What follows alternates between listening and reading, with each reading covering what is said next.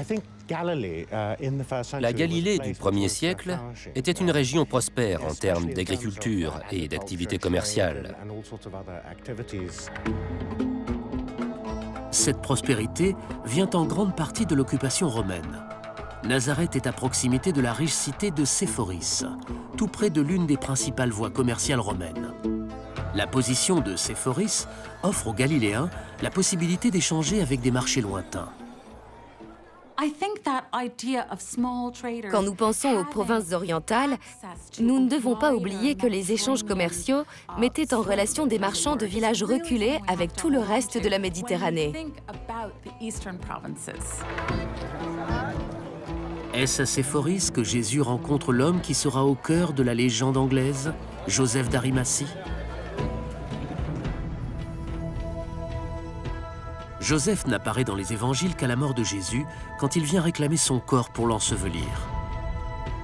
D'après les textes bibliques, cet homme très opulent est un disciple secret de Jésus.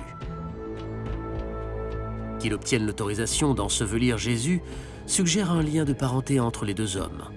Des traditions plus tardives disent qu'il était le grand-oncle de Jésus et qu'il tenait sa richesse du commerce de métaux. Dans l'Antiquité, l'or et l'argent ne sont pas les seuls métaux prisés. L'étain et le cuivre ont également beaucoup de valeur. Ils entrent dans la composition du bronze, qui sert aussi bien à la statuaire qu'à la fabrication d'armures. Les sources d'étain de haute qualité se trouvent dans ce qui est aujourd'hui le comté de Devon, en Cornouailles.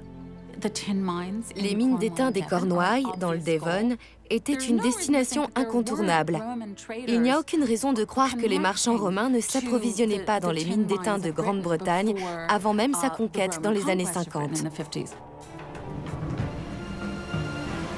Jésus a-t-il accompagné Joseph d'Arimathie en Grande-Bretagne pour acheter de l'étain? Les marchands de l'époque empruntent les voies navigables de Méditerranée jusqu'en France. Après une traversée du pays par voie terrestre jusqu'aux côtes du Nord, il ne reste plus qu'à franchir la Manche.